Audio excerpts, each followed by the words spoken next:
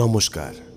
ইতিমধ্যে আপনারা আশা করি অনেকেই শ্রেয়মের লেখা তন্ত্রাশ্রয়ী ভৌতিক গল্প পাথুরে কালীর বেদির প্রথম পর্ব শুনে নিয়েছেন। যারা শোনেননি তাদের জন্য লিংক রইল ডেসক্রিপশন বক্সে, ওখান থেকে ঘুরে এখানে চলে আসুন। এবার দ্বিতীয় পর্ব শোনার পালা। মনে আছে তো প্রথম পর্বে কি ঘটেছিল? বামরা গ্রামের দুজন নিরপরাধ মানুষকে হত্যা করার অপরাধে অভিশাপ নেমে এসেছিল গ্রামবাসীদের উপর। আত্মবলিদান দিয়ে সেই অভিশাপকে সাময়িকভাবে বন্দী করেছিলেন মুকুলানন্দ, কিন্তু সেই অভিশাপ ফিরে এসেছে আবার গ্রামে ফিরেছে হাহাকার। এর প্রতিকার করবে কে? আরো কতগুলো বলি পড়বে দু তরফের কাঠগোড়ায়? আসুন সেই কাহিনী শুরু হোক। এবার শুনে নেওয়া যাক শ্রেয়মের লেখা পাথুরে কালীর বেদির দ্বিতীয় তথা অন্তিম পর্ব।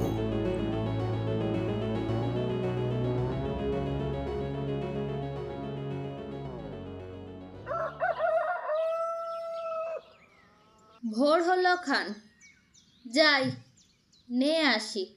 বুঝলি রে পাচু, দেখিস বাপ উঠলে এক কাপ চা চাপাস। আমি যাই রে। টালির ছাদের এক চিলতে ফাঁক থেকে মিষ্টি রোদের ঝিলিক পাঁচুর মুখে এসে পড়ছে।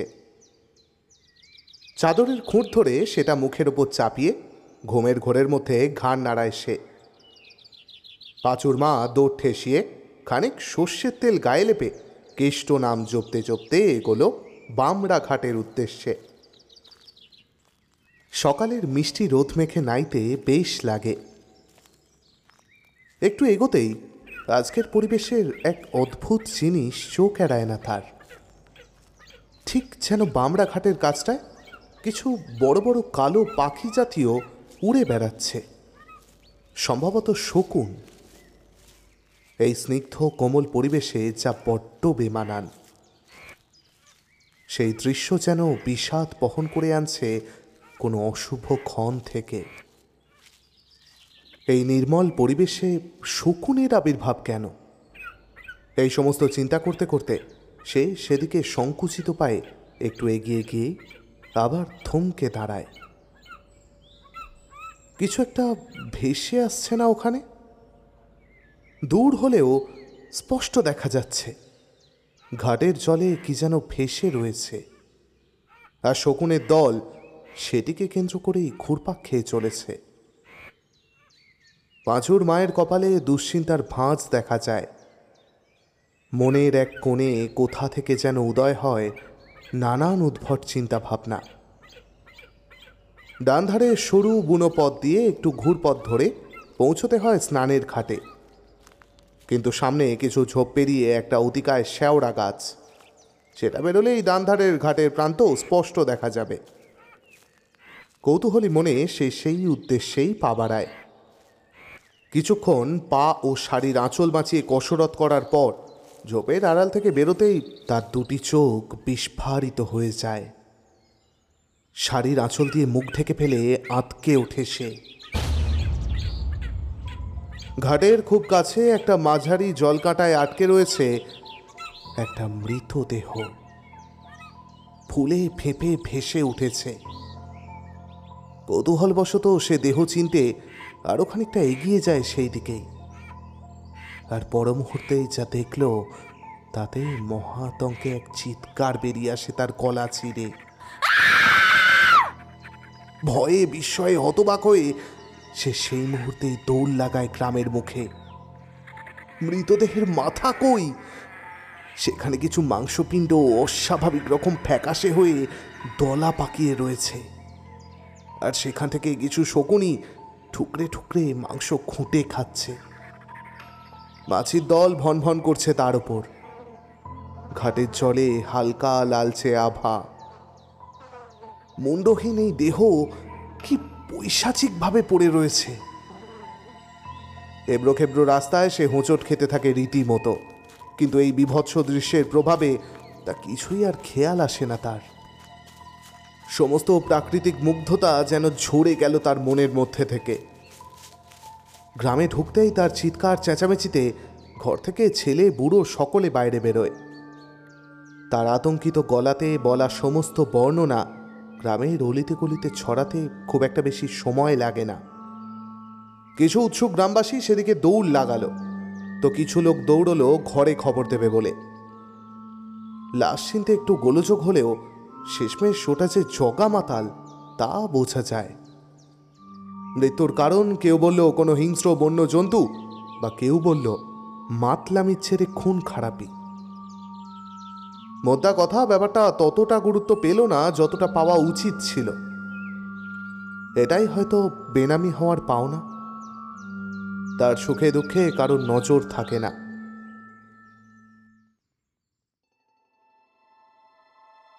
গরম হাওয়া মৈত্রবাড়ির প্রবেশপথ খুঁজে নিতেও খুব একটা বেশি দেরি করল না। আর তা শোনা মাত্র নন্দিতার কপালে চিন্তার ভাঁজ দেখা যায়। মৈত্র পরিবারে এই নিয়ে তর্ক বিতর্ক করার সময় এখন যেন একদমই নেই। আনন্দের অবস্থা দুই লোকের মাঝামাঝি। তার মা সরলা মৈত্র কলকাতা থেকে আজই এসেছেন। সময়ের সাথে সাথে আনন্দের শরীর আরও পড়ে যাচ্ছে। তার কনুইয়ে, হাতের আঙুলে, গোড়ালির চারপাশে একটা কালচে ছোপ পড়ছে। মাঝে মাঝে কালো গ্যাঁজলা উঠছে দমকে দমকে। ডাক্তার বলতে কিছুই আর বাকি নেই, কিন্তু কেউ তার অদ্ভুত ব্যামোর কোনো কুল কিনারা করতে পারল না। এক প্রকার তারা হাল ছেড়েই দিয়েছেন। সরলা দেবী অনবরত ছেলের পাশে বসে চোখের জলে ঝর্ণা বইয়ে চলেছেন। অল্প বয়সে তিনি বিধবা হয়েছেন। এখন পুত্রবিয়োগ তাকে সর্বশান্ত করে দেবে। সান্ত্বনা যেন তার ব্যথিত মাতৃহৃদয়ে ধাক্কা খেয়ে ফিরে আসছে। বিশুদাদু এসেছিলেন দুবার। প্রতিবার গম্ভীর মুখে আনন্দের দিকে তাকিয়ে থেকেই চলে গেলেন। কিন্তু জগার কাছে খবর পাওয়া থেকে নন্দিতা যেন কোনো এক কারণে কেমন এক অদ্ভুত রকমের অস্থির হয়ে পড়েছে। সে যেন আগে থেকেই জানতো, নিজের অজান্তেই জানতো যে কাল কি খবর আসতে চলেছে। কাল রাত্রে যে অঘরে আনন্দ হঠাৎই এক অজানা ফ্যাসফ্যাসে গলায় বলেছিল, জগা জগা শেষ, জগা শেষ, প্রতিশোধ প্রতিশোধ, আরো মরবে, আরো মরবে, পুরো গ্রাম শেষ হয়ে যাবে, প্রতিশোধ। এসবের ধারে ধারে আরও একটা খবর কানাঘুষো ছড়িয়ে পড়েছে গোটা এলাকা জুড়ে। পাথুরে কালীর পিশাচ ফিরে এসেছে। কেউ বেদি ভেঙে দিয়ে তাকে মুক্ত করেছে। আজ 3 দিন যাবৎ কোনো ঘরে সন্ধ্যা প্রদীপ জ্বলছে না। গ্রামের আকাশে শোনা যাচ্ছে না কোনো শঙ্খধ্বনি। কোনো এক অজানা কারণে তা জ্বালানোর সাথে সাথেই নিভে যায়, যুক্তি দিয়ে যার ব্যাখ্যা কোনো মতেই করা যায় না।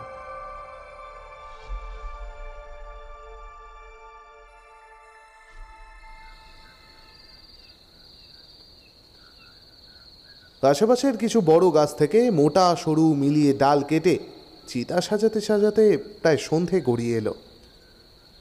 আকাশে একাদশীর চাঁদ প্রকট হয়েছে, কিন্তু মেঘের উপস্থিতি একটু চিন্তার ভাঁজ রাখে সব যাত্রীদের কপালে।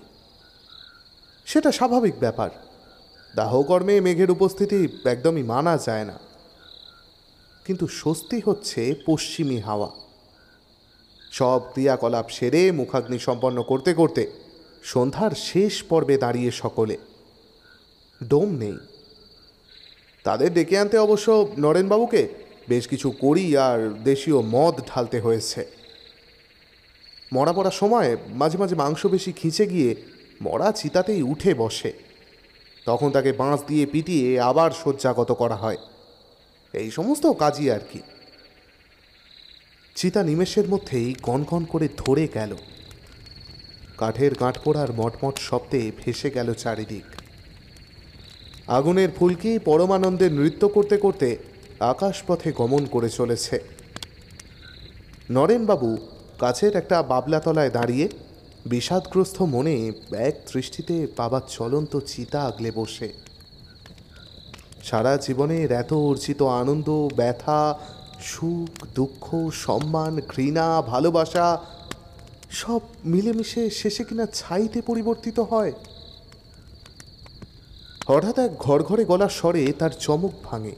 বাবু, আমরা একটু আসছি, বেশিক্ষণ লাগবে না, একটু পরই চলে আসবা। নরেন একবার সেদিকে তাকিয়ে ওপর নিচে ঘাড় নেড়ে সম্মতি জানায়। তারা পাঁচজন হাতে একটা চটের থলি নিয়ে আমোদ করতে করতে জঙ্গলের ভিতরে অদৃশ্য হয়ে যায়। নরেন বোঝে তারা খানাপিনা করতেই যাচ্ছে। শেয়াল কুকুরের রেওয়াজ ভেসে আসছে দূর দিগন্ত থেকে। হাওয়া চলছে না, তবে খুব একটা অস্বস্তিও হচ্ছে না। কিন্তু ঝিঝি পোকার দল আজ যেন মৌনব্রত পালনে ব্যস্ত। এইভাবেই কেটে যায় অনেকটা সময়। এতক্ষণ পরেও লোকগুলি না ফেরায় একরাশ দুশ্চিন্তা মাথায় করে নরেনবাবু বল্লম হাতে তাদের খোঁজে বের হলেন। দাহকর্ম প্রায় শেষের মুখে। তাদের এখন প্রয়োজন অস্থি ও ছাই সংগ্রহের জন্য। তারা যেদিকে গেছিল তা অনুসরণ করে একটু ভিতরে গিয়ে দুবার হাঁক ছাড়লেন, কিন্তু প্রতিবারই অন্ধকারে তার গলার স্বর প্রতিধ্বনিত হয়ে আবার নিজের গলার উত্তর রূপে ফিরে এলো। বাঁশঝাড়ের পাশে পাশে ফাঁকা জায়গা অনুসরণ করা ছাড়া আর কোনো উপায় নেই। হঠাৎ চারিদিকটা কেমন যেন অস্বাভাবিক রকমের নিস্তব্ধ হয়ে গেছে। কুকুরের কান্নার শব্দ এখন ক্ষীণ। অপ্রত্যাশিতভাবেই এক চিলতে ফাঁকা জমি তার নজরে আসে। মদের বোতল আর রাত খাওয়া মাংসের টুকরো দেখে সে খানিক আন্দাজ করে তাদের উপস্থিতির ব্যাপারে। হাতে বড় টর্চটা চারিদিকে ফেলে আবার সে একটা দীর্ঘশ্বাস ফেলে। কই, আশেপাশে তো নেই, কিন্তু লোকগুলো গেল কোথায়? এমন সময় হঠাৎ তাকে অবাক করে নিস্তব্ধতা ছিঁড়ে একটা আর্ত চিৎকার কোথা থেকে যেন তীরের বেগে ভেসে আসে। এক লাফে তার হৃৎপিণ্ড গলার কাছে আটকে যায়। ওটা ওদেরই আর্তচিৎকার না? নরেনবাবু এক হাতে টর্চ বাগিয়ে আর অপর হাতে বল্লমটা শক্ত করে ধরে আর্তনাদ লক্ষ্য করে দৌড় লাগায়। এটা তো জঙ্গলের দিক থেকেই আসছে। তারা নিশ্চয়ই কোনো বিপদে আছে। আর্তচিৎকার লক্ষ্য করে কিছু দূর নির্ভয়ে দৌড়ে কেন্দ্রস্থলে পৌঁছে যান নরেনবাবু। আর পৌঁছতেই পাথরের মূর্তির মতো দাঁড়িয়ে যেতে বাধ্য হন তিনি। ওটা কি? একটা অতিকায় জীব, মানুষের মতোই ধাঁচ, কিন্তু ভাবনাটা আর শেষ করতে পারেন না নরেনবাবু। তার টর্চের আলো ওদিকে ফেলতেই ধীরে ধীরে সেই অবয়ব তার শরীর না ঘুরিয়েই মাথাটা উল্টো দিকে ঘুরিয়ে সেই দিকে দৃষ্টিপাত করে। সে কি পৈশাচিক দৃশ্য! ওটা তো সেই পিশাচ মূর্তি। তার দুটি সাপদ দন্তের কোণে লেগে রয়েছে লাল তাজা মাংসপিণ্ড, লকলকে জিভ ভিজে লাল রক্তে। মাথার চুল আগুনের লেলিহান শিখার মতো বাতাসে উড়ছে। ঘোর কৃষ্ণবর্ণ, অতিকায় লম্বাটে চোয়ালের কষবে ঝরে পড়ছে তাজা টকটকে লাল রক্ত। অক্ষি গহ্বরে যেন দুটি জ্বলন্ত কয়লার টুকরো ঢুকে রয়েছে। মুখ দিয়ে ক্রমাগত হয়ে চলেছে রক্ত জল করা এক আক্রোশের কোয়ানি। আর হাতে ওটা কি? একটি গন্ধহীন মৃতদেহ। শরীর দুই হাতে ধরে গলার কাছ থেকে নরম মাংস খুঁটে খুঁটে খাচ্ছে সেই পিশাচিনী। কম্পমান টর্চের আলো একটু এদিক ওদিক হতেই আবার এক নারকীয় দৃশ্য চোখে পড়ে তার। জায়গাটা তো পাথুরে কালির বেদি, আর ওই বেদির ও কি অবস্থা! মাঝ বরাবর ভাঙা এক নিম গাছের মগ ডাল আর আড়িভাবে পড়ে রয়েছে তার ওপর। আর সেই বিরাজমান পিশাচ মূর্তির সামনে স্তরে স্তরে সাজানো ওগুলো কি? ওগুলো আর কিছুই নয়, বরং সদ্য ছেঁড়া আধ বোঝা চোখ সমৃদ্ধ মানুষের মুন্ড। সেখান থেকে চুইয়ে রক্ত গড়িয়ে ধারা বেয়ে মাটিতে মিশে যাচ্ছে। আর সেই পিশাচিনী মূর্তির লকলকে লোলো জিহবা তাজা রক্তে ভিজে চিকচিক করে উঠছে টর্চের হলদে আলোতে। তার তীর তীর করে কম্পমান হাত থেকে বল্লম আর টর্চ দুই খসে পড়ে যায়। মহা আতঙ্কের এক প্রবল আর্তচিৎকারে ফেটে পড়েন নরেন বাবু। সেই সময় দূরে কোথাও দাঁড়িয়ে থাকা এক রক্তাম্বর পরিহিত সন্ন্যাসী যেন কোমল কণ্ঠে বলে ওঠে, সময় হয়ে এসেছে চণ্ডিকা, এবার যে কর্তব্যের পালা, তাড়াতাড়ি করো। গ্রামের মানুষের জীবন যে তোমার হাতে, বেশি সময় নেই, আর মাত্র 2 দিন।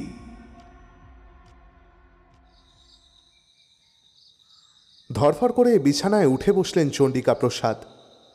আবরের মতো ওঠানামা করছে তার নিঃশ্বাস প্রশ্বাস। হৃৎপিণ্ডে দ্রুত উত্থান পতন সুস্পষ্ট। গোটা শরীর ঘরমাক্ত। পিঠের সিদ্ধারা বরাবর বয়ে আসা ঘামের ধারা তার রক্তাম্বর ভিজিয়ে দিয়েছে। কপালের ঘামের বিন্দু ভুরুতে লেগে দুভাগে বিভক্ত হয়ে নাকের রেখা বরাবর গোঁফে আটকে আছে। বিছানার পাশে জানালার ফাঁক দিয়ে ডুবন্ত চন্দ্রিমা দেখা যায়। রাত্রির শেষ প্রহর। টিমটিম করে জ্বলতে থাকা লম্ফের মৃদু আলো ঘরের দেওয়াল জুড়ে হালকা হলদে আলপনা এঁকে দিয়েছে। গলা শুকিয়ে আসছে। হাতে তালু দিয়ে কপাল মুছে পাশে রাখা কলসি থেকে 1 গ্লাস জল ঢেলে ঢকঢক করে নিমেষে গলায় ঢেলে নিল চণ্ডিকা। এই নিয়ে পরপর 2 দিন একই রকম ভয়ঙ্কর স্বপ্ন, একই স্থান, একই ভয়াল মূর্তি, শুধু মৃতেরা ভিন্ন। আর স্বপ্নে আচার্য গুরুদেব ওটা কি বললেন? বিছানার চাদর আঁকড়ে ধরে সে। কিসের আর 2 দিন? মনে হাজারো প্রশ্ন, কিন্তু উত্তর অজানা। তার গুরুর কাছে সে শুনেছে বটে যে কোনো একদিন তাদের গুরুবংশের কাউকে একটা রক্ষাকর্তা রূপে দাঁড়াতে হবে পুরুলিয়ার এক গ্রামের মানুষের পাশে। এটাই নাকি কুলগুরুর আদেশ। আর এটাই এই গুরুবংশের পরম সৌভাগ্যের নিয়তি যে যে সেই গুরুকর্মে ভাগ্যক্রমের সম্মুখীন হবে তার ব্রাহ্মণ জীবনই হবে সবচেয়ে সফল। কিন্তু সেই সৌভাগ্য যে কবে আসবে তা কেউ বলতে পারেনি। তাহলে কি সেই সময় উপস্থিত? কিন্তু কিভাবে খুঁজবে সে সেই জায়গা? না, এটা সে জানে না। শুধু এটুকু জানে কুলগুরুর স্বপ্নাদের সমান্য করা যায় না। অন্তিম নিয়তির হাতে সমস্তটা ছেড়ে কাল ভোরেই বেরোতে হবে পুরুলিয়ার উদ্দেশ্যে। ভাগ্যে যা লেখা আছে তাই হোক। তবে পরমেশ্বর চাইলে আমি নিশ্চয়ই পৌঁছতে পারবো। সবই তার রচনা, সবই তার ইচ্ছা।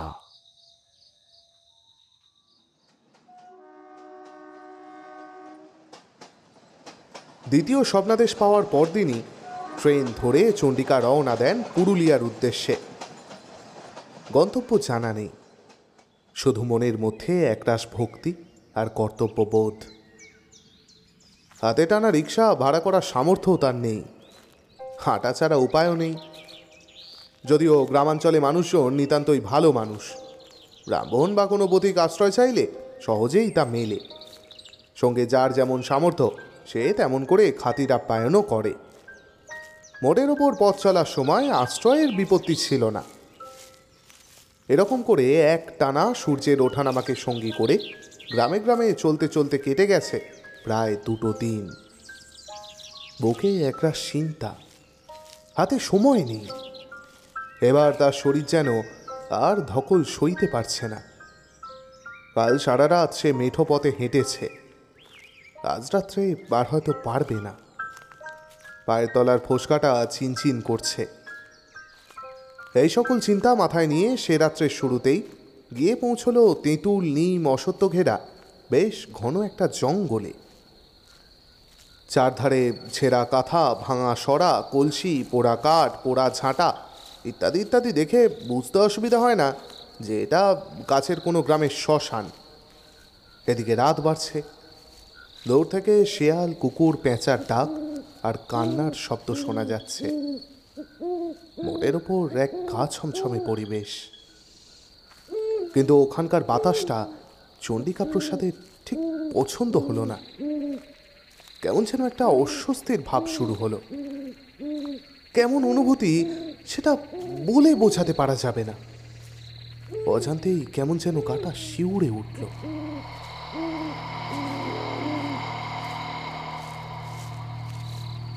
কিন্তু শ্মশান তো বড় পবিত্র স্থান, এরকম হওয়ার তো কোনো কারণ থাকার কথা নয়। মনে মনে তিনি ভাবলেন, না, এবার আশ্রয় খুঁজতে হবে। অন্তত কিছুক্ষণের আশ্রয় তো প্রয়োজন। যদিও তার জন্য বিশেষ কোনো চিন্তার কারণ ছিল না, কেননা বেশিরভাগ সময় শ্মশানের আশেপাশেই গ্রাম বা জনবসতি থাকে। এদিকে আবার আর এক চিন্তার কারণ মাথাচাড়া দিয়ে উঠেছে, কারণ পশ্চিমের আকাশে মেঘ জড়ো হচ্ছে। আশ্রয়ের আশায় তিনি উত্তর পূর্ব মুখে হাঁটা দিলেন, কারণ ওই দিকটায় দানবীয় গাছগুলোর কাছে ঝোপঝাড়টা কিছুটা এলোমেলো, মানে মানুষের যাতায়াত আছে আর কি। তিনি প্রায় নিশ্চিত কাছেই কোথাও জনবসতি পাওয়া যাবে। কিন্তু অল্প কিছুক্ষণের মধ্যেই, ঠিক কেন জানা নেই, কিছু একটা অদ্ভুত অনুভূতি শুরু হয় তার। দুটো জিনিস তিনি খেয়াল করলেন। এক, তার শুধু মনে হতে লাগলো কেউ যেন তাকে অনুসরণ করে চলেছে এই শ্মশানে পা রাখার পর থেকেই। আর দুই হচ্ছে, দূর থেকে নিশাচর প্রাণীর ডাক ভেসে আসছে বটে, কিন্তু জঙ্গলের চৌহদ্দির আশেপাশে কোনো জীবন্ত প্রাণীর দেখা নেই। তার এবার মনের গহীনে কিছুটা ভয়ের সঞ্চার ঘটল। তার কাছে এখন দ্রুত গতিতে পা চালানোই শ্রেয়। এখানে তো কিছু একটা আছেই, সেটা নিশ্চয় বিপজ্জনক, নইলে তো তার এমন হওয়ার কথা নয়। একটু পরেই সে হাঁটা থামাতে বাধ্য হয়, কারণ সে যে স্পষ্ট দেখতে পেয়েছে একটা ছায়ামূর্তি সামনে তেঁতুল গাছের গোড়া থেকে চট করে যেন চকিতে আড়ালে সরে গেল, এবং গাছের পাতা হালকা তুলে ওঠে কিছুক্ষণের জন্য। একটা শোঁসো শব্দ হয়ে চলেছে, কিন্তু কিন্তু গাছেরা তো নির্বিকার, হাওয়া তো একদমই বইছে না। তাহলে আকাশে ততক্ষণে মেঘ জমাট বেঁধে গুড়গুড় শব্দ শুরু হয়েছে। চণ্ডিকার কপালে বিন্দু বিন্দু ঘাম জড়ো হচ্ছে ধীরে ধীরে। দূর থেকে হায়নার কর্কশ হাসির শব্দও ভেসে এলো একবার দুবার।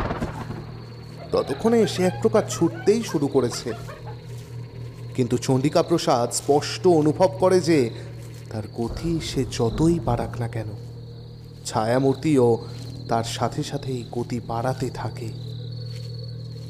গাছের ঝোপঝাড়ের আড়াল থেকে সে যেন একেবারে তার চলার গতির সাথে সাথেই তাল মিলিয়ে ছুটে চলেছে। এবার হঠাৎ তিনি মনের সব সাহস এক জায়গায় সঞ্চয় করে দাঁড়িয়েই পড়লেন। পিছন করে তাকাতেই সেই একই দৃশ্য। চট করে এক ছায়ামূর্তি নিম গাছের আড়ালে সরে গেল, আর ঝরঝর শব্দ করে কিছু গাছের পাতা নড়ে উঠল আচমকাই। কিন্তু শুধু ওই গাছটারই। সে নিশ্চিত অন্ধকারের আড়াল থেকে কেউ তাকে অনুসরণ করছে, কখনো সামনে থেকে বা কখনো পিছন থেকে। ব্যাপারটা ঠিক ভালো ঠেকল না তার কাছে। যদি প্রহার করারই থাকতো, তাহলে সে এতক্ষণ ধরে তার পিছু নেবে কেন? তাহলে সে কি কিছু বলতে চায়? এই সমস্ত ভাবতে ভাবতে দ্রুত গতিতে হাঁটতে হাঁটতে একটু দূরে তিত্তির করে কাঁপতে থাকা এক হলদেটে শিখা তার চোখে পড়ে। সামনে জঙ্গলের ঘনত্ব কিছুটা হলেও কম, কিন্তু ঘন ঘন নিম গাছ রয়েছে। যতদূর সম্ভব ওটা কোনো কুটিরের উঠোন। একটিমাত্র লণ্ঠন টিম টিম করে জ্বলছে সেখানে। মনের ভেতরটা একটু ঠান্ডা হয়। এখানেই কিছুক্ষণ বিশ্রাম নিতে হবে। তিনি এগিয়ে গেলেন হলদেটে শিখা লক্ষ্য করে। কুটিরের সামনে আসতে বেশিক্ষণ সময় লাগলো না। মাঝারি গোছের মেটে বাড়ি, নিশ্চিন্তেই ছিলেন যে আশ্রয় মিলবে। নিঃসংকোচে দরজায় কড়া নাড়লেন।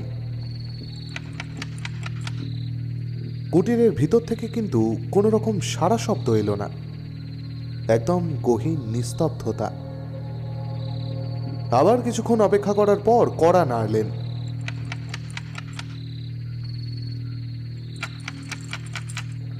সেই একই প্রতিক্রিয়া।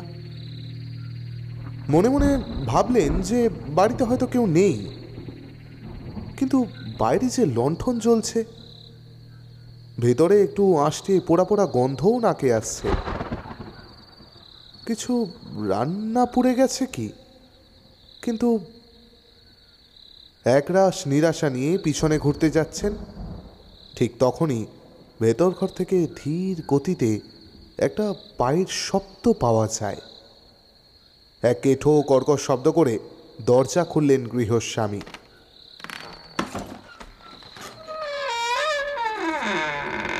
মাঝারি বয়সের একটা লোক, হাতে ক্ষীণভাবে জ্বলতে থাকা একটা মোমবাতি।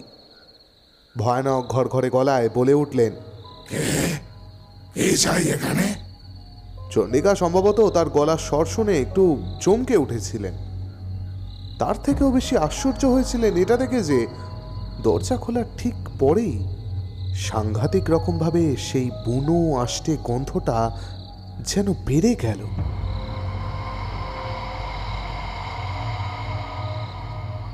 পশ্চিমের আকাশে তখন মাঝে মাঝে মেঘের বুক চিরে ঝলসে উঠছে বিদ্যুতের আলো।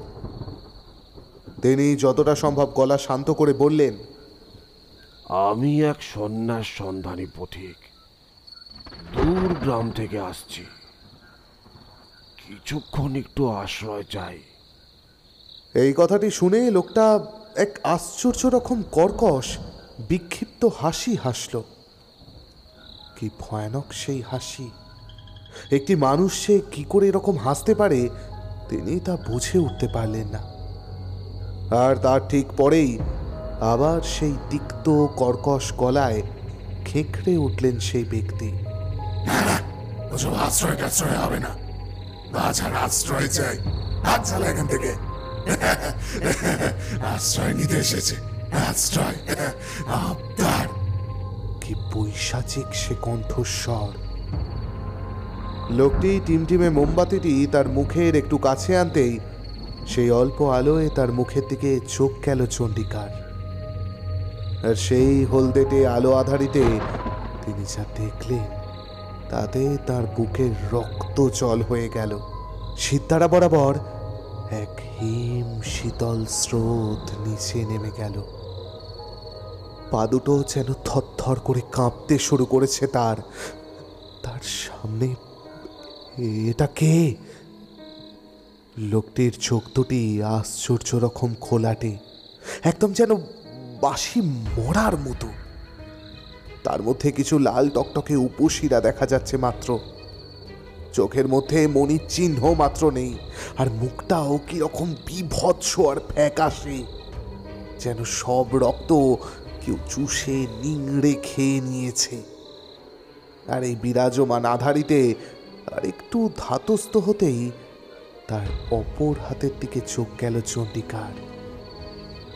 নিমেষে ভয় ঠিকরে বেরিয়ে আসতে চাইল তার নিজের চোখ থেকে। সে একবার গৃহস্বামীর মুখের দিকে তাকিয়ে মহাতঙ্কে পিছনে করে ছুটতে শুরু করলেন।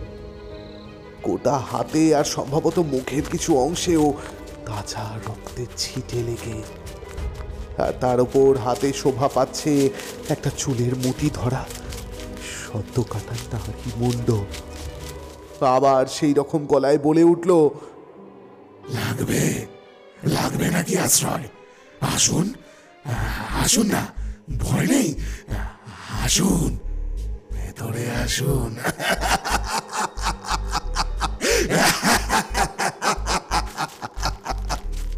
এক অমানসিক হিংস্রতা যেন লুকিয়েছিল শেষের কটা কথায়। গোটা জঙ্গলে যেন সেই শব্দ প্রতিধ্বনিত হতে লাগলো। এখানে কি হচ্ছে বোঝার সময় ছিল না তার কাছে। তার মনের ভেতরটা ভয়ানক রকম কিচকিচ করতে শুরু করেছে, যেন কেউ কাঁটা বিঁধে দিয়েছে একদম হৃৎপিণ্ডে। তিনি তৎক্ষণাৎ দিক বিদিক জ্ঞানশূন্য হয়ে পিছনে ঘুরে পাশের ঝোপঝাড়ে ভরা রাস্তার দিকে ছুটতে শুরু করলেন। তার পা ছড়ে যাচ্ছে, কাঁটা বিঁধছে, কিন্তু থামলে চলবে না।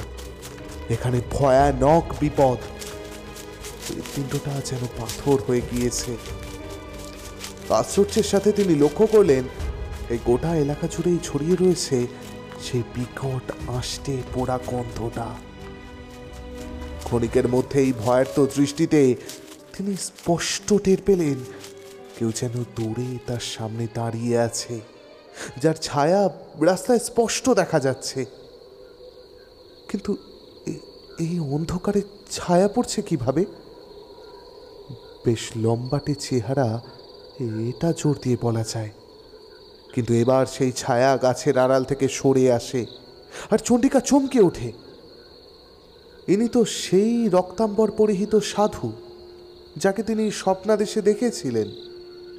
তাহলে কি ইনি মুকুলানন্দ আচার্য, তাদের কুলগুরু? তিনি চণ্ডিকার দিকে তাকিয়ে একটু হাসলেন এবং ডান হাত আশীর্বাদের ভঙ্গিতে তুললেন। চণ্ডিকা প্রসাদ হুমড়ি খেয়ে পড়লেন তার পায়ে। কিন্তু কিন্তু তিনি কই? কেউ তো কোথাও নেই। সে ছাই মিশ্রিত মাটিতে হুমড়ি খেয়ে পড়ে রয়েছে। কিছু গাছের ঝরা ডালপাতা ছাড়া আর কিছুই দেখা যাচ্ছে না, কিচ্ছু না।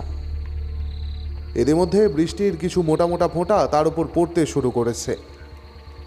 কিছু বোঝার সময় নেই এখন। এটুকু সে শতকরা ভাগ নিশ্চিন্ত হয়েছে যে এই সেই স্থান, এই তার গন্তব্য। এই বাড়িটির সামনে কড়া নাড়তে একটু দ্বিধা বোধ করছিলেন চণ্ডিকা, কিন্তু এই চৌকাঠ বিপদমুক্ত বলেই মনে হয়। তাই সবকিছু কপালের ওপর ছেড়ে দিয়ে টোকা দিলেন দরজায়। তার কিছুক্ষণের মধ্যেই বৃদ্ধ গৃহস্বামী এসে দরজা খুললেন। না, এখানে আষ্টে পোড়া গন্ধটা নেই। একটু আশ্বস্ত হলেন তিনি। বৃদ্ধ গৃহস্বামী যদিও একটু হকচকিয়ে গিয়েছিলেন, দরজা খুলেই একদম ঠান্ডা শীতল হাওয়া যেন তাকে ঘিরে ধরল। হাত গুটিয়ে অতীব নম্র গলায় বললেন, বাইরে বৃষ্টি পড়ছে, আসুন আসুন, ভিতরে আসুন। চণ্ডিকা বিস্ফারিত চোখে একবার সেই দিকে তাকিয়ে কষ্টার্জিত ধন্যবাদ জানিয়ে ঘরে ঢুকে গেলেন। বাইরে ফোঁটা ফোঁটা বৃষ্টি শুরু হয়েছে ইতিমধ্যে। শোঁ শোঁ করে উত্তরে হাওয়া বইছে। গরু গরু শব্দে মেঘের গর্জন শোনা যাচ্ছে। ত্রয়োদশীর এক ফালি চাঁদটিও কালছে গাঢ় মেঘের আড়ালে। ঘরের ভেতরের বিলসুচের উপর রাখা রেড়ির তেলের প্রদীপের লম্বা শিখা জানালার ফাঁক দিয়ে প্রবেশকারী বাতাসের হেলদোলে তিরতির করে কাঁপছে। চণ্ডিকা গৃহস্বামীর দিকে একবার সন্তর্পণ দৃষ্টি নিক্ষেপ করলেন।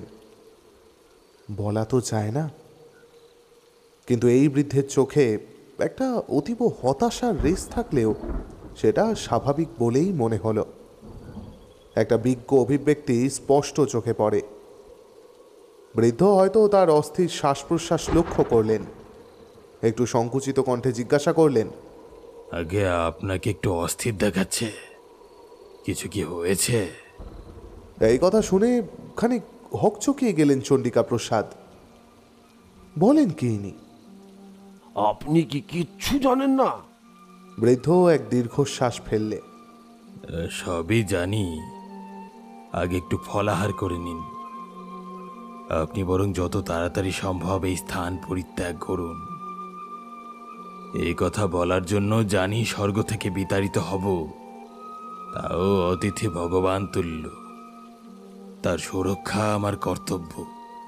শেষ কটা কথা বলার সাথে সাথে বৃদ্ধের চোখের কোণটা ছলছল করে ওঠে, যেন এক ব্যর্থতার চাদরে মুড়ে গেল তার মুখ। কিন্তু চণ্ডিকার মনের মধ্যে কোথা থেকে যেন এক আশার আলোর কিরণ এসে কড়া নেড়ে গেল। সে সন্তর্পণে জিজ্ঞাসা করল, এ কথা কেন বলছেন? আপনাদের যখন কোনো বিপদ নেই, তো তাহলে আমার কেন বিপদ আসতে যাবে? বৃদ্ধ একটু অপ্রস্তুত হয়ে পড়লেন। কি বলতে কি বলে ফেলেছেন? অতিথিকে সমূহ বিপদের কথা বাবার কেউ বলে নাকি? চণ্ডিকা আবার বললেন, দেখুন, এখানে কি হচ্ছে সব খুলে বলুন, হয়তো আমি আপনাদের সাহায্য করতে পারি। আর মোটের ওপর আমার ওপরও কিছু দায়িত্ব এসে পড়েছে, খুব বড় দায়িত্ব। কোনো অজানা এক গ্রামকে রক্ষা করার দায়িত্ব। গিন্নিমা ইতিমধ্যে ঘোমটা টেনে ফলাহার রেখে গেছেন, কিন্তু ফলাহার করার একটুও ইচ্ছে নেই তার। এবার কোনো এক অজানা আশ্বাস পেয়ে গৃহস্বামীর গলায় যেন একটা পরিবর্তন দেখা দিল। শেষটার এক গরম উত্তেজনা যেন তাতে মিশে। বাতির প্রতিফলিত রশ্মি তার মুখে এসে পড়ায় তার চোখ দুটি থক করে যেন জ্বলে ওঠে। কে বললেন কোনো গ্রামকে রক্ষা করার দায়িত্ব? হ্যাঁ, আমাদের কুলগুরুর তাই আদেশ।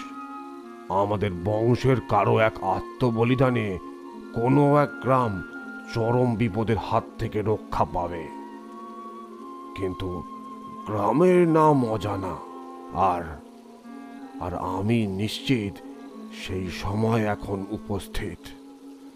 কেননা পরপর দুদিন দুই বিভৎস স্বপ্নাদেশ আসে। কি বিভৎস! আর আশ্চর্যভাবে সেই স্বপ্নে কুলগুরু আমায় দেখাও দেন আর আশীর্বাদও করেন।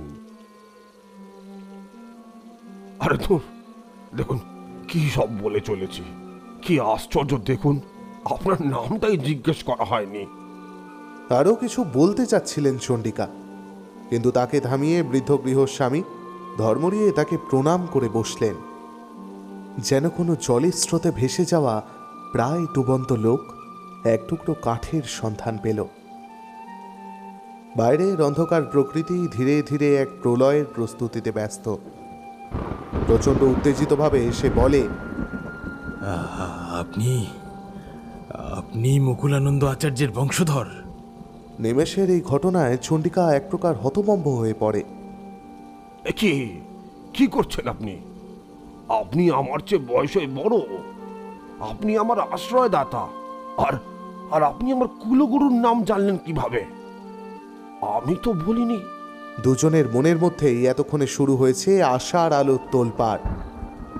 গলায় যতটা সম্ভব রাশ টেনে বৃদ্ধ বললেন, তাহলে কিছু কথা বলি শুনুন। আমার নাম বিশ্বনাথ বানুজ্জি। আমার 14 গোষ্ঠীর এই ভিটে বাস। এই গ্রামের এক অতীত প্রাচীন উপকথা আছে, মা পাথুরে কালীর আখ্যান। সেখানে মুকুলানন্দ আচার্যের উল্লেখ আছে।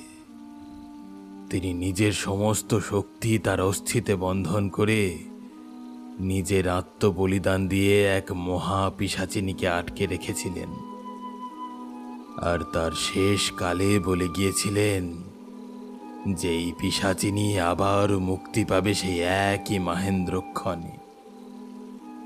আর তখন একে নির্মূল করতে তার বংশধরের ও এক পরম স্নেহময় ব্যক্তির আত্মবলিদান প্রয়োজন।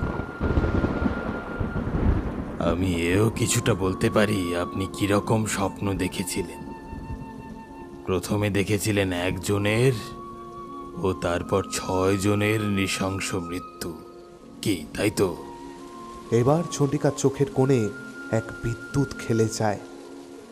সে এক পরম তৃপ্তির রেশ। সে এবার আদেশের সুরেই বলে, তাড়াতাড়ি করুন, আমাদের হাতে বেশি সময় নেই। নিশ্চয়ই এই সেই মহেন্দ্রক্ষণ, সামনের আসন্ন চতুর্দশী। তখন সেই পিশাচিনী তার পূর্ণতা লাভ করবে এবং গোটা গ্রামকে এক নিমেষেই শেষ করে দেবে। তার প্রভাব বিস্তারের প্রতিক্রিয়া ইতিমধ্যে শুরু হয়ে গিয়েছে। সেই প্রমাণ আমি পেয়েছি। এ গোটা গ্রামের অলিতে গলিতে ছড়িয়ে রয়েছে বিকট মাংস পচা গন্ধ। চতুর্দশী পড়বে আজ রাত্রির চাঁদ যখন অর্ধেক পূর্বমুখী হবে। তার মানে হাতে আর বেশি সময় নেই। একটু ভুল ত্রুটি হলেই গোটা গ্রাম নিমিষে ধ্বংস হয়ে যাবে, তাও আবার নিজেদের দ্বারাই। আর সেই পিশাচের কর্মসিদ্ধ হবে। চলুন, আমাদের এক্ষুনি বেরোতে হবে। তার আগে আর একটা কাজ। বেশিক্ষণ বিবেচনা করার সময় তাদের নেই। দৌড়ে দুই প্রৌঢ় ঘর থেকে বেরিয়ে এলেন। আবার সেই বিকট পচা গন্ধ ধাক্কা মারতে শুরু করলো তাদের নাকে। হাতে সময় খুবই কম। বাইরে ঝড়ের গতিবেগ বাড়ছে। দূরে আকাশের বুক চিরে ঝলসে উঠছে নীলছে একটা আলো। মাঝে মাঝে বজ্রপাতের আওয়াজে কান ফেটে যাওয়ার উপক্রম। জীবন্ত প্রাণীরা যেন বরফের মূর্তির মতো স্তব্ধ। চণ্ডিকা বললেন, আগে এই গ্রামের এক প্রাথমিক বন্ধন করা প্রয়োজন। গ্রামের ঈশান কোণের দিকে চলুন। পিশাচ তার কর্মের বাধা পেয়ে গ্রামের উপরে আছড়ে পড়বে।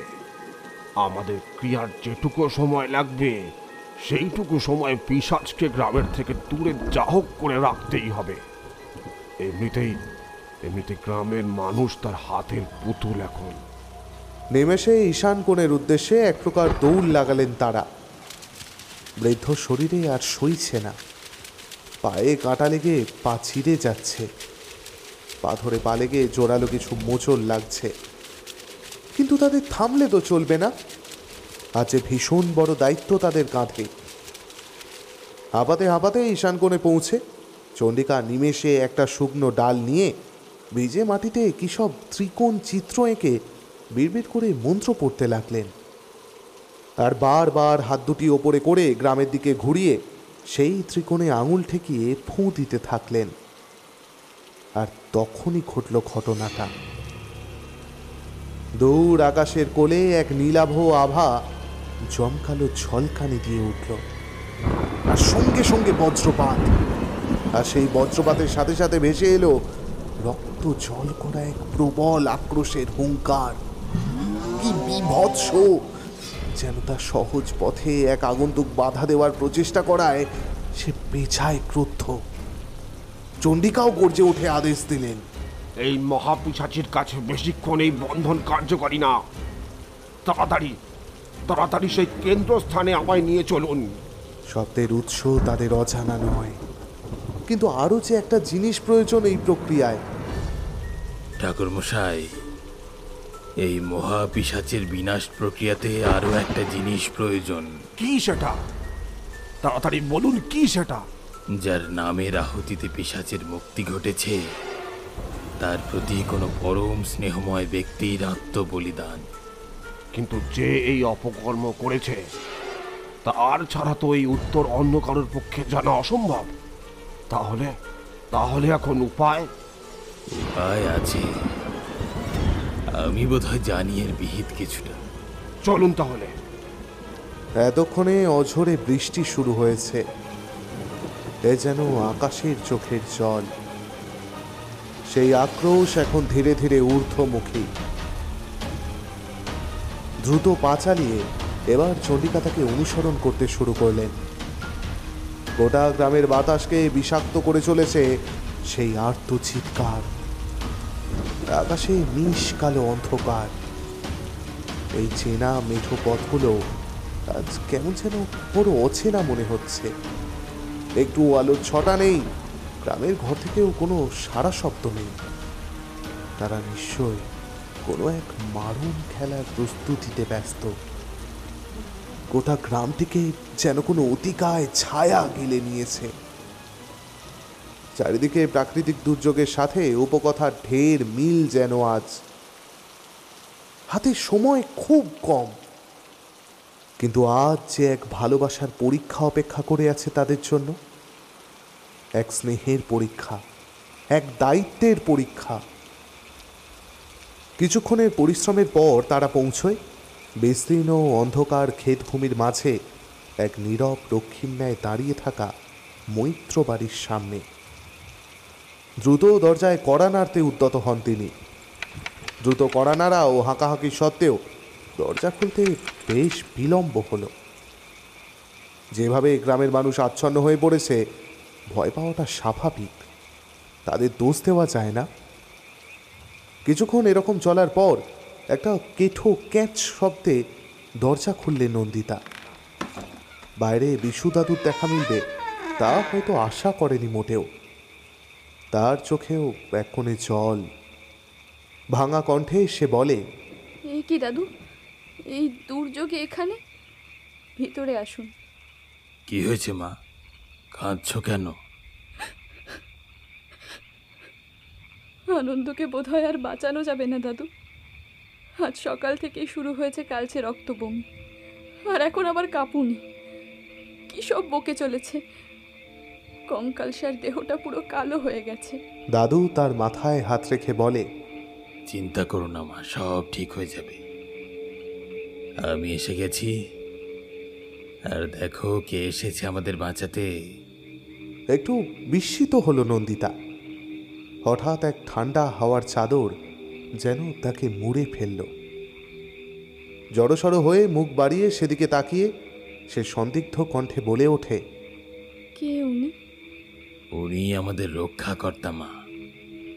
ওনার নাম চণ্ডিকা প্রসাদ মশাই, মুকুলানন্দের বংশধর। চোখ দুটিতে একবারের জন্য যেন আলোর ঝিলিক খেলে গেল নন্দিতার। সেও যেন কিছু আশার আলো এবার দেখতে পেয়েছে। দ্রুত তার চরণ ধুলি নিয়ে বলল, গুরুদেব, বাঁচান আমাদেরকে বাঁচান। তার জন্যই তো ভগবান আমায় এখানে পাঠিয়েছেন মা, তুমি চিন্তা করো না। হঠাৎ তাদের এই কথাবার্তায় বাধা পড়ল, কারণ গহীন আকাশের আধার চিরে এক বিকট অট্টহাসি ছড়িয়ে পড়ল গোটা গ্রামের বায়ুমণ্ডলে। নন্দিতা পাথরের মূর্তির মতো স্থির হয়ে দাঁড়িয়ে রইল। অস্থিরভাবে চণ্ডিকা বললেন, বাণুজ্য মশাই অন্তিম মুহূর্তে উপস্থিত। চলুন, পিশাচিনী ধীরে ধীরে তার পূর্ণতা লাভ করছে। এই গণ্ডি আর বেশিক্ষণ কার্যকারী নয়। দেখো মা, আমি বেঁচে থাকতে আনন্দের কিছুই হতে দেব না, কিন্তু আমাদের শেষ প্রচেষ্টা যে করতেই হবে, না হলে যে গ্রামের মানুষ নিজেরাই নিজেদের শেষ করে দেবে। এ বামরা গ্রাম যে নিঃস্ব হয়ে যাবে, তার জন্য তোমাদের সাহায্য যে অত্যন্ত জরুরি মা। বুনো ঝোপঝাড়ে ভরা মেঠো আলপথ ধরে হন্তদন্ত হয়ে দ্রুত পায়ে হেঁটে চলেছে কিছু মানুষ। সবার মনেই এক রাশ দুশ্চিন্তা, এক অজানা আতঙ্ক তাদের গ্রাস করে রেখেছে। সোদা মাটির স্নিগ্ধ গন্ধ তাদের আজ নাকে লাগছেই না। কাদায় তাদের পা মাখামাখি। কিছুই যেন তাদের ইন্দ্রিয়ের মধ্যে এখন আর নেই। দূরের আকাশে বিদ্যুতের ঝলকানি ও দুটি জ্বলন্ত মশাল এখন তাদের আলোর একমাত্র উৎস। চতুর্দশী পড়তে আর মাত্র কিছুক্ষণের বিলম্ব। তাদের সকলের গন্তব্য এক, সেটি হলো পাথুরে কালীর বেদি। কিছু দূর এগিয়েই হঠাৎ তাদের যাত্রা থেমে যায়। কিছু একটা অতিকায় কালো ছায়া অন্ধকারের মধ্যেই দ্রুত গতিতে তাদের সামনে দিয়ে সরে যায়, আর তার সাথে সাথেই আনন্দের একদমক জোরালো কাশি এসে গলা দিয়ে গলগল করে কালচে রক্ত উঠে আসে। চণ্ডিকা প্রসাদ ভালোই টের পেল এখানে পচা গন্ধটা কয়েক গুণ বেশি। পরক্ষণেই আবার সেই ছায়া তাদের সামনে দিয়ে শট করে দ্রুত সরে যায়। এবার গম্ভীর গলায় আদেশ ভেসে আসে, সাংঘাতিক কিছুর সাক্ষী হবার জন্য সকলে প্রস্তুত হন। যা কিছু হয়ে যাক, আমাদের গন্তব্যে আমাদের পৌঁছাতেই হবে, না হলে সমূহ বিপদ। সুপ্রিয় মহা বিরক্তি মেশানো গলায় বলল, দূর সালা, বেকারে সবে ফেঁসে গেলাম। কোন কুক্ষণে যে এলাম। কথাটি শেষ করতে পারে না সে, কারণ আবার এক বিকট গর্জনে কেউ খিলখিল করে হেসে ওঠে। কিন্তু এটা কোনো জীবন্ত প্রাণীর হাসি নয়। কি ভয়ানক ঠান্ডা সেই হাসি! চণ্ডিকা আবার শূন্যের উদ্দেশ্যে গর্জে ওঠে, নরকের কীট তুই, আমাদের কিচ্ছুই করতে পারবি না।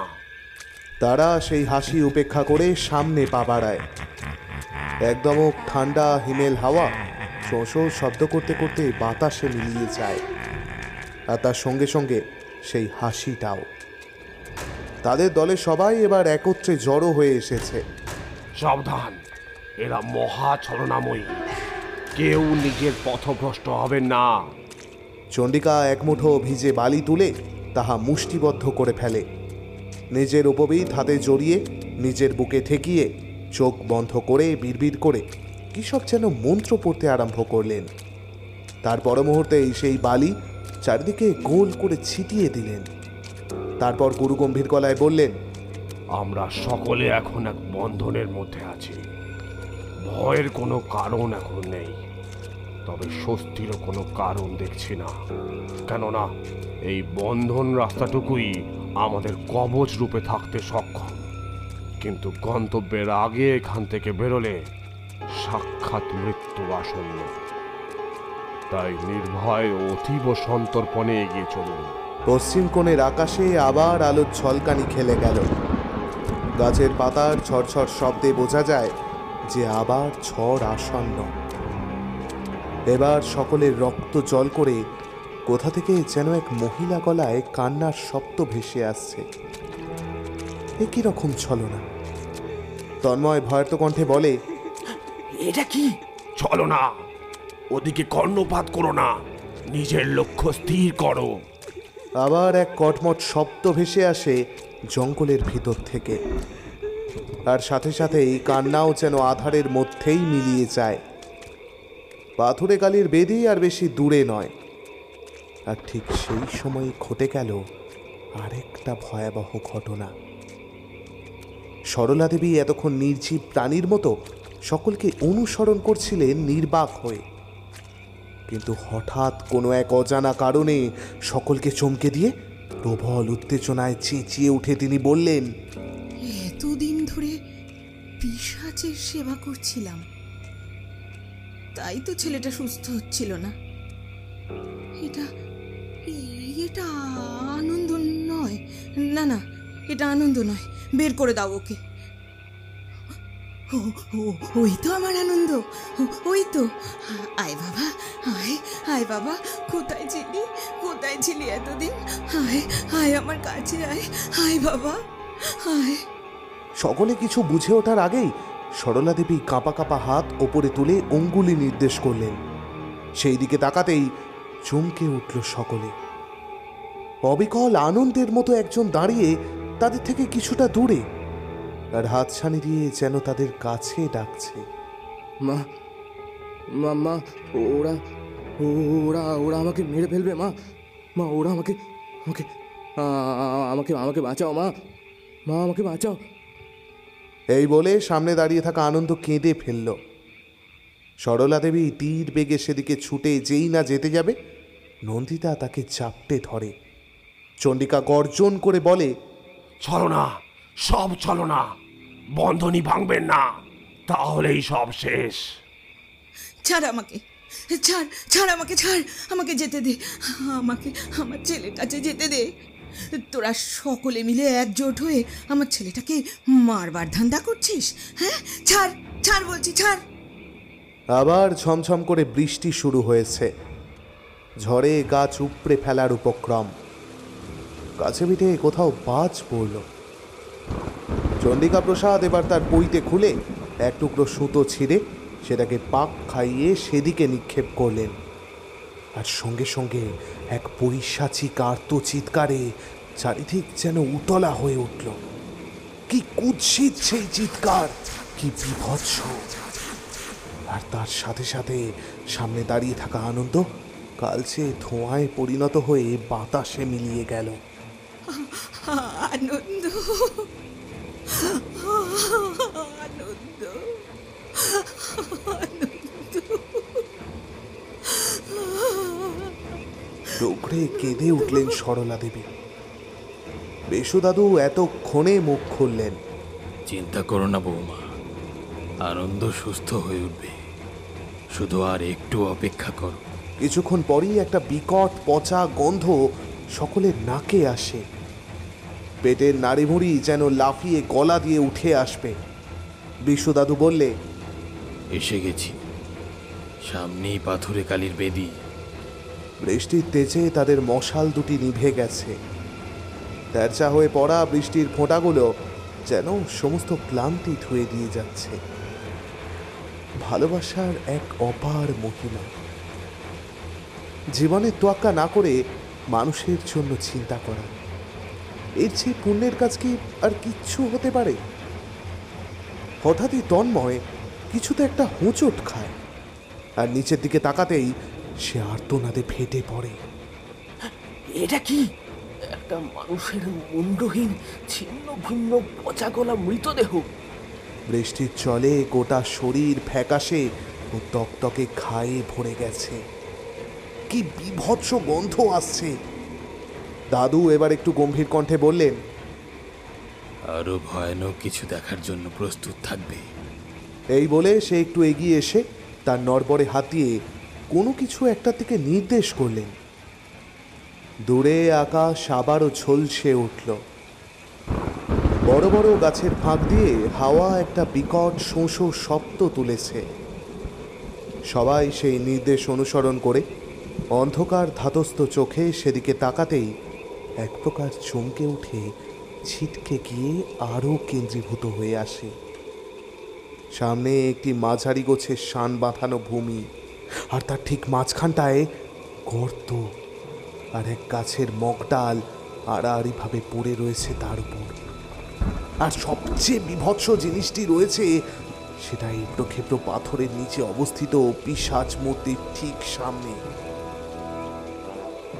তার চরণে শোভা পাচ্ছে স্তরে স্তরে সাজানো মানুষের পচন ধরা অনেকগুলো কাটা মুন্ড। এক স্থান, এক দুর্যোগ, এক অভিশাপ, এক প্রতিদ্বন্দ্বী, কিন্তু ভিন্ন যোদ্ধা। এক চিলতে ফাঁকা জমি, পাহাড় প্রমাণ বট, নিম, অসত্য ধরনের গাছে অদ্ভুত রকম করে ঘেরা। তার মাঝে রয়েছে সেই বেদি, সেই আতঙ্কের উপকথা। এমন সময় সুপ্রিয় হঠাৎ রাগে কটমট করতে করতে বলে ওঠে, সব অন্ধবিশ্বাসের দল, বুলশিট। কেন যে পালালাম না, ছি, কোনো মানে আছে এসবের? আমি এক্ষুনি এখান থেকে পালাবো। I will leave the place now, you guys go to hell. Nandita নিজেকে শান্ত রাখতে পারলে না। কি বললি? অন্ধবিশ্বাস? তাহলে আনন্দের সাথে যা হচ্ছে সেটা কি? এই গোটা গ্রামের সাথে যা হচ্ছে সেটা কি?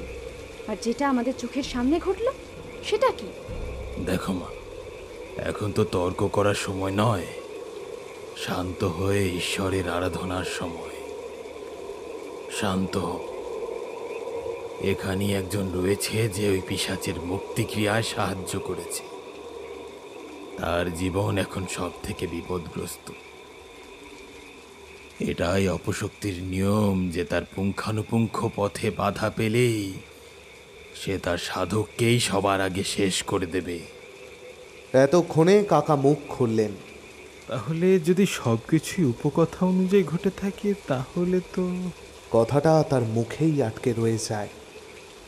হঠাৎ যেন কোনো অজানা কারণে চণ্ডিকা প্রসাদ খিলখিল করে প্রবল অট্ট হাসিতে ফেটে পড়ে।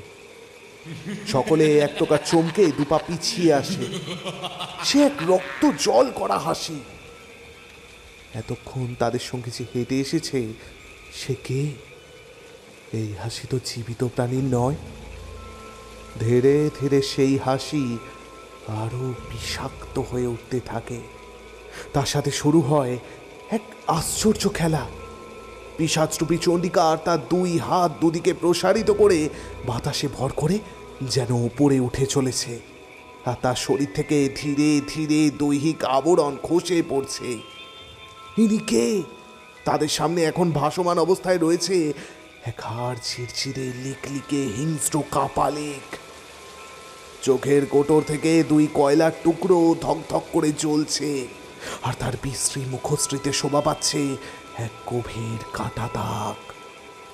এক প্রবল ব্যঙ্গাত্মক স্বরে সে বলে ওঠে, এবার তোদের কে বাঁচাবে? এই গ্রামে শুধু তোদের ওপরে কোনো এক কারণে প্রভাব পড়েনি। কিন্তু কিন্তু এখন কি করবি? গ্রামের বন্ধন কোথায়? প্রতিশোধ, প্রতিশোধ। বলেছিলাম না আমি ফিরবো। সকলের পায়ের তলার মাটি যেন খসে গেল। বিশু দাদু বললেন, শয়তান, তুই কিচ্ছু করতে পারবি না। যুগে যুগে শুভ শক্তির জয় হয়ে এসেছে, আর আজও তাই হবে। এক প্রবল অট্ট হাসিতে ফেটে পড়ে সেই অশরীরী, আবার আধারের কোলের মধ্যে মিলিয়ে যায়। এবার আরও একটা আশ্চর্য ঘটনা ঘটল। তন্ময় হঠাৎ এক প্রকার কেঁদে হুমড়ি খেয়ে পড়ে বিশু দাদুর পায়ের কাছে। সব দোষ আমার। ওই পিশাচের ছলনার শিকার হয়ে আমি ওই পিশাচকে মুক্তি দিয়েছি। বৃষ্টির গতিবেগ আবারও কমে এসেছে, কিন্তু ঝড় বয়ে চলেছে ঠিক আগের মতোই। দাদু তার দুহাত নিচু করে পরম স্নেহে তাকে তুলে বলে, আজ না হয় কাল সে তো মুক্তি পেতই। আর এই যে তুমি তোমার দোষ স্বীকার করলে, তাতেই তো শুভ শক্তির জন্ম হলো, তাই না? কিন্তু বাবা, তুমি কার নামে আহুতি দিয়েছিলে সেটা কি তোমার মনে আছে? আমায় ক্ষমা করে দে আনন্দ। সকলে চমকে ওঠে। নন্দিতা বিস্মিত কণ্ঠে বলে, তন্ময়, তুই? কিন্তু কেন? আর কোনো কথা সে বলতে পারল না।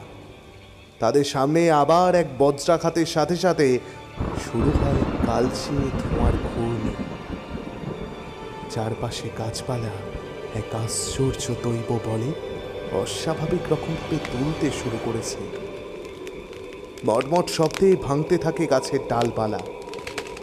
ধীরে ধীরে সে ঘূর্ণি থেকে সৃষ্টি হতে থাকে এক অতিকায় অবয়বের। এক ক্রোধের গর্জনে ফেটে পড়ে সেই আধোছায়া মূর্তি। না না না, কেউ কিচ্ছু করতে পারবি না। সব শেষ করে দেবো। গ্রাম থেকে মানুষের অস্তিত্ব মুছে যাবে আজ। এই ভয়াবহ কণ্ঠ কারোর একার নয়, বরং এক নারী কণ্ঠ আর এক পুরুষ কণ্ঠ মিশে রয়েছে তাতে। সরলা দেবী এবার আতঙ্কে বলে, তাহলে তো উপকথা অনুযায়ী পরম স্নেহের কারোর আত্মবলিদান লাগবে। আমায় আমায় নাও তুমি, আমায় নাও তুমি। ওকে ছেড়ে দাও, ওকে ছেড়ে দাও। আমি দেব আত্মবলিদান। আমি আমি আমি আমি দেব। সন্তানের প্রতি মায়ের ভালোবাসা তো অসীম। নাও, আমায় নাও, আমায় নাও। এবার সেই ছায়া এক মূর্তিতে রূপান্তরিত হয়। সে কি বিভৎস! লম্বা চোয়ালের দুধারে দুটি সাপের দাঁত, লকলকে লাল ছিপ বেয়ে টপ টপ করে ঝরছে ক্ষুধার লালা। দৃষ্টিভঙ্গিতে এক শিথিল ক্রূর ভাব। অদ্ভুতভাবে উল্টো দিকে বাতাসে ঝুলে রয়েছে সে। মাথার চুল এলোমেলোভাবে উড়ছে বাতাসের মধ্যেই। এক পা করে তার দুই ছুঁচলো নখযুক্ত হাত সামনের দিকে প্রসারিত করে গলায় এক গর্জনকে সঙ্গী করে এদিকেই এগিয়ে আসছে সেই মূর্তি। সঙ্গে সঙ্গে দাদু গম্ভীর গলায় বলে ওঠে, না বৌমা, না। একজন মা তার পুত্রের প্রতি অত্যন্ত স্নেহময়, সেটা প্রকৃতির নিয়ম। কিন্তু স্বার্থের দিক থেকে দেখতে গেলে সেটা কি পুরোটাই নিঃস্বার্থ? না মা, না। মনের এক কোণে একটু স্বার্থ তো থাকেই। বৃদ্ধ বয়সে সেবা যত্ন পাওয়ার স্বার্থ। আচার্য তা তো বলে যাননি। সেই দিক থেকে নিঃস্বার্থ ভালোবাসা পাওয়া যায় তার দাদু দিদার কাছ থেকে। তাই এই পুণ্যকর্মটা না হয় আমি একটু চেয়ে নিলাম তোমার কাছ থেকে। এই বলতে বলতে সে বেদির অনেকটা কাছে চলে যায়। সেই অতিকায় পিশাচ এখন তারই দিকে উদ্যত। দ্রুত গতিতে বেদির ওপর এক কোণে পদ্মাসনে বসে পড়েন বিশ্বনাথ বাড়ুচ্ছে। আর ঠিক তখনই সেইখানে মূর্তিমান শয়তান প্রথম ধাক্কাটা খায়। খোঁচা খাওয়া বাঘের মতো সে ঝাঁপিয়ে পড়ে স্থিরভাবে বসে থাকা বৃদ্ধ শরীরটার ওপর। ধ্যানমগ্ন বৃদ্ধ শরীরের গলা টিপে ওপরের দিকে তুলে ধরে। তারপর এক বিকট অট্ট হাসিতে ফেটে পড়ে। উপস্থিত সকলে আতঙ্কে আর্তচিৎকার করে ওঠে একসাথে। আর ঠিক তখনই আরেক আশ্চর্য কাণ্ড ঘটে। পেছন থেকে যেন এক অচেনা গম্ভীর গলা ভেসে আসে, থাম শয়তান!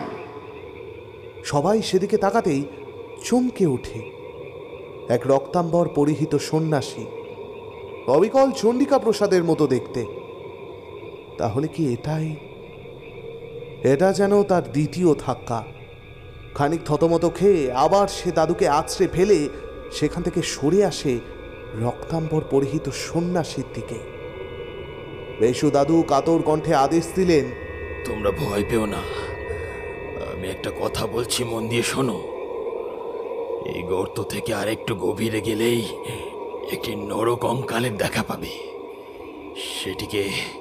সেটিকে পুড়িয়ে দেবে। তখনই এই গ্রাম পুরোপুরিভাবে অভিশাপ মুক্ত। ইতিমধ্যে সেই মূর্তি আবার যেন গর্জে ওঠে, কিন্তু এটা ব্যর্থতার গর্জন। সন্ন্যাসীর চারধারে এক অদৃশ্য বলয়তে সে বারবার ধাক্কা খেয়ে ফিরে আসছে।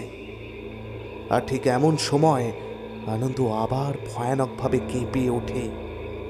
দমকে দমকে তার নাক, কান, মুখ দিয়ে কালচে রক্ত উঠে আসছে, জিভ বেরিয়ে আসছে। কিন্তু এ কি? তার জিভের রং কুচকুচে কালো, যেন ভেতরের সমস্ত অঙ্গ পচে গেছে। দুজন মিলেও তাকে থামানো যাচ্ছে না। এক মৃত প্রায় লিকলিকে চেহারার এত শক্তি এলো কোথা থেকে? হঠাৎই আবার সব শান্ত। ছায়ামূর্তি যেন অন্ধকারের মধ্যে দপ করে কোথায় মিলিয়ে গেল। বৃষ্টি আর নেই, ঝড় বইছে না, থমথমে নীরবতা। কি হলো? কিন্তু কারোর কিছু বুঝে ওঠার আগেই এক বিকট দমকা বাতাসের স্রোত কোনো অজানা জায়গা থেকে আছড়ে পড়ে গোটা এলাকা জুড়ে। আর তার সাথে সাথেই আবার এক প্রবল গোয়ানি। এই গোয়ানি রাগের গোয়ানি। সে এবার প্রবল আক্রোশে তন্ময়ের দিকে উদ্যত। কিন্তু এবার সেই পিশাচের ওপর আসে শেষ ধাক্কাটি। আগন্তুক সন্ন্যাসী এবার সদর্পে হেসে উঠলেন, ইরে, গ্রামে ঢুকতে পারছিস না? কারোর কিছু বুঝে ওঠার আগেই নিশ্চিত্র অন্ধকার ভেদ করে নীলচে আলোর আলোড়ন শুরু হয়। দাদু তার শেষ নিঃশ্বাসের সাথে সাথে গর্বের সঙ্গে বলে ওঠেন, শুভ শক্তির আবির্ভাব। ভক্তি, ভালোবাসা, শক্তি, বিশ্বাস ও দোষ স্বীকারোক্তির শুদ্ধ আলিঙ্গনে জন্ম নিয়েছে এক পরম শুভ শক্তি। চারিদিকটার পচা দুর্গন্ধ এক ছটকায় কমতে থাকে। নীলচে আলোর ঘূর্ণি এবার ধীরে ধীরে তার প্রভাব বিস্তার করতে থাকে। সেই পিশাচ মূর্তি এবার এক প্রবল আর্তচিৎকারে ফেটে পড়ে। নীলচে আলোয় স্পষ্ট দেখা যায় বিশুদাদুর ধ্যানমগ্ন শরীরের নাক, মুখ দিয়ে কলকল করে রক্ত ঝরছে। তার শরীর আশ্চর্য রকম ফ্যাকাশে। তাও সে ধ্যানমগ্ন অবস্থায় অতি কষ্টে বলে ওঠে, পিশাচ, তুই ভুল করেছিস। দুই অতৃপ্ত আত্মাকে নিজের লালসা মেটানোর জন্য ব্যবহার করেছিস, কিন্তু এবার তোর খেলা শেষ। এবার সেই পিশাচ অতি কষ্টে রাগে ক্ষেপে উঠে দাদুর গলার টুটি টিপে ধরে। এক কষ্টার্জিত হাসি হেসে দাদু গর্বের সাথে বলেন, আমার কাজ শেষ। আমাকে মেরেও তুই আর বাঁচতে পারবি না। প্রবল রাগে আবার গর্জে ওঠে সে। কিন্তু এবার তার গর্জন ছাপিয়ে আরও একটা গর্জন গোটা বাতাসে গম গম করে ছড়িয়ে পড়েছে। সুচ্চারিত কালিকা মন্ত্র কানে ভেসে আসছে, সমস্বরে উচ্চারিত উদার গম্ভীর এক টানা সঙ্গীতময় শব্দ প্রবাহ, যেন সকল অশুভ শক্তিকে নিজের মধ্যে বেঁধে ফেলে সেই শব্দের চাদর। সব অশুভ ছবি মিলিয়ে গিয়ে চোখের ওপর ভেসে উঠেছে সৃষ্টিপূর্ব আদিম অন্ধকারের মতো কালো মহাশূন্য। থেকে থেকে সেই পরম অন্ধকারের মধ্যে চমকে উঠছে তীব্র জ্যোতির উদ্ভাস। সঙ্গে আসা লোকজনেরা এখন হাঁটু গেড়ে মাটিতে বসে পড়েছে। সকলেরই চেতনা চলে যেতে লাগলো। এ কোন শক্তির আবির্ভাব? ঘনঘনে সেই নীলচে শুভ শক্তির তেজে বিদ্ধ সেই শয়তান। রক্তাম্বরে ধ্যানমগ্ন সন্ন্যাসী আবার করছে ওঠে। আবির্ভূত দেবীর মুখের ভাব ভয়ঙ্কর ক্রুদ্ধ। দেবীর একটি মাথা হলেও তাতে আছে 3টি লালচে চক্ষু। মুখের ভিতরে দেখা যায় হাঙুরের মতো ছুঁচলো দাঁত, আর তার সাথে মুখের পাশ থেকে বেরিয়ে এক জোড়া সাপদ দন্ত। দেবীর মাথার চুল আগুনের শিখার মতো লাল। ওনার মাথার মুকুটে আছে 5টি নরকরটি, আর আকাশমুখী একটি কালো বরাহের মুখ। দেবীর বাঁ পায়ের নিচে থাকে একটি মরদেহ। দেবীর পরনে বাঘছাল আর গলায় জড়ানো একটি মনুষ্য চর্ম নির্মিত উত্তরীয় এবং একটি সর্প। দেবীর শরীরের বিভিন্ন অলঙ্কারগুলি মানুষের হাড় দিয়ে তৈরি। দেবীর গলায় বিরাজমান 50টি নরমুণ্ডের মালা, আর সেই নরমুণ্ডগুলি গাঁথা থাকে মানুষের অন্ত্র দিয়ে। দেবীর ডান হাতে শোভা পায় একটি খড়গ, আর বাঁ হাতে থাকে একটা রক্ত ভরা নরকরটি। বাঁ কাঁধে হেলানো থাকে একটা খটাঙ্গ। এর সাথে আছে 3টি নরমুণ্ড, একটি তাজা, একটি পচন ধরা আর একটি নরকরটি। দেবীকে ঘিরে থাকে জ্ঞানের অগ্নিশিখা। জয় মা ক্রোধকালী, জয় মা। কথাটি শেষ করেই এক বিকট বজ্রপাতে চারিদিকের সমস্ত কিছু কেঁপে ওঠে। আতঙ্কে সেই মহাপিশাচ তার মাথার চুল টেনে ধরে। এবার সেই নীলচে বলয় সেই বিভৎস মূর্তিকে চারিদিক থেকে ঘিরে নেয়। আতঙ্কে কষ্টে ফেটে পড়ে সে।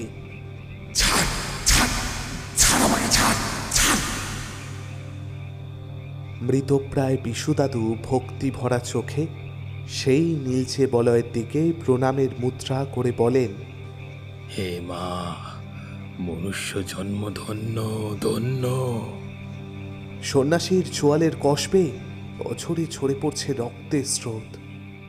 তার থেকে আর দাদুর শরীর থেকে এবার এক আশ্চর্য জ্যোতি নির্গত হচ্ছে।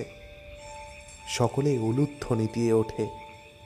ঝড়ের বেগে চলছে মন্ত্রপাঠ। ইয়া দেবী সর্বভূতেষু শক্তিরূপেণ সংস্থিতা, নমস্তস্যৈ নমস্তস্যৈ নমস্তস্যৈ নমো নমঃ। ইয়া দেবী সর্বভূতেষু জাতিরূপেণ সংস্থিতা, নমস্তস্যৈ নমস্তস্যৈ নমস্তস্যৈ নমো নমঃ। ইয়া দেবী সর্বভূতেষু লজ্জারূপেণ সংস্থিতা, নমস্তস্যৈ নমস্তস্যৈ। আকাশের অশুভ মেঘের চাদর সরে গিয়ে এখন এক চিলতে চাঁদের দেখা মিলেছে। এক অজানা শক্তিতে চারধারে পড়ে থাকা মৃতদেহ ও বেদির ওপর সাজানো নরমুণ্ডগুলোতে দাউ দাউ করে আগুন লেগে যায়। জ্বলতে থাকা এই আগুনে যেন ঝলসে যায় চারিদিক। পিশাচ নিজের কান চেপে ধরে। 2 হাত 2 ধারে প্রসারিত করে হাওয়া আঁকড়ে ধরার চেষ্টা করে সে। তার শরীর যেন ধীরে ধীরে পুড়ে যাচ্ছে। তার লকলকে লোলো চেহবাতে এখন মরুভূমির খরা। সে বাতাসের মধ্যেই যেন গুটিয়ে যাচ্ছে একটি কেন্দ্রতে। চারিধারে এখন ছড়িয়ে পড়েছে মিষ্টি একটা সুগন্ধ। এবার পরিষ্কার আকাশ থেকে পরপর 2টি বজ্রাঘাতের শব্দ আসে।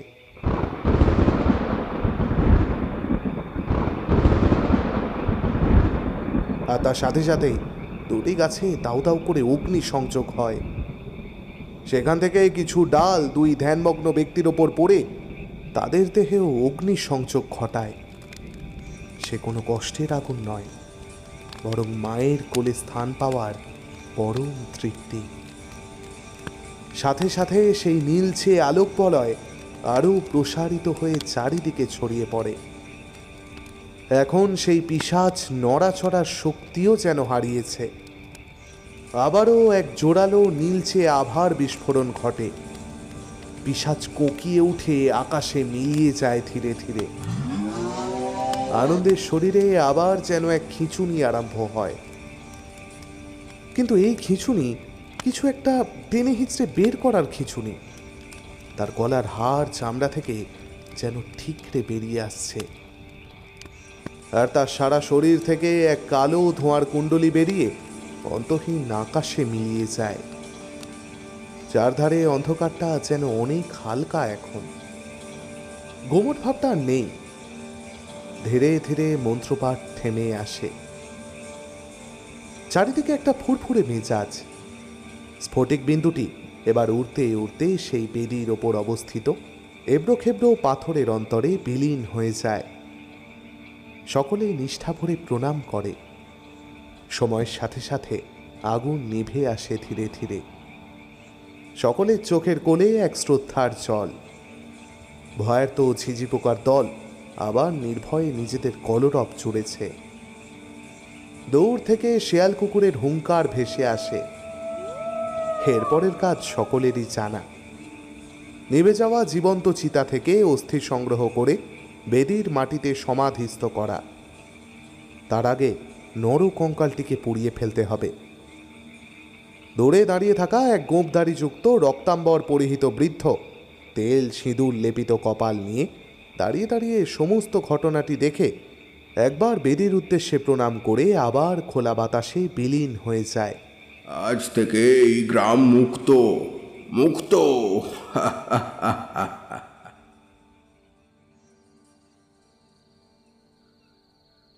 একখানা প্রদীপ এনে হরিতলায় বসিয়ে কপালে দুহাত জড়ো করে প্রণাম সারেন রাধা ঠাম্মি। তারপর মুখ ওপরে তুলে শঙ্খতে ফুঁ দিতেই তার শুভ্র শব্দ গোটা গ্রামের বাতাসে ছড়িয়ে পড়ে। টিমটিম করে জ্বলতে থাকা প্রদীপের শিখা খানিক নড়ে চড়ে ওঠে। রাধা ঠাম্মি হাত তুলে ইষ্টদেবতাকে স্মরণ করে প্রণাম করেন। তিনি তো জানেন যে আজ দীর্ঘ 14 বছর পর এই গ্রামের বাতাসে শঙ্খধ্বনি শোনা গেল।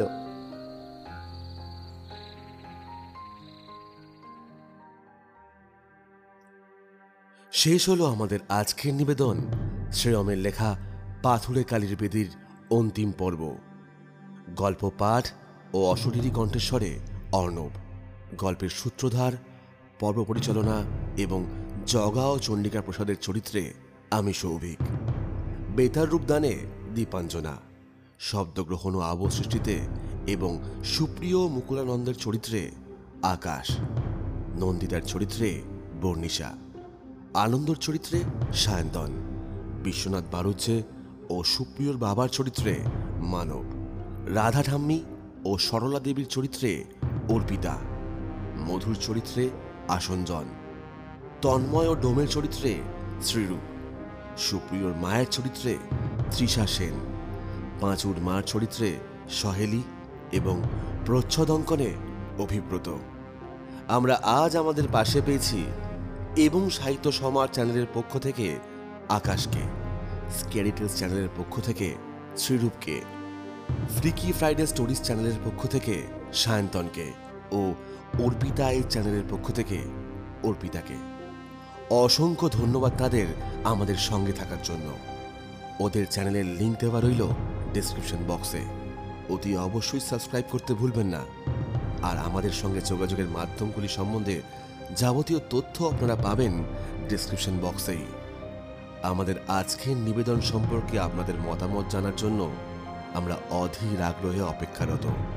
তাহলে আজকের মতো বিদায়। খুব শিগগিরই আরও একটি রোমাঞ্চকর গল্প নিয়ে ফিরে আসবো আমরা। Till then please do care to stay tuned. নমস্কার।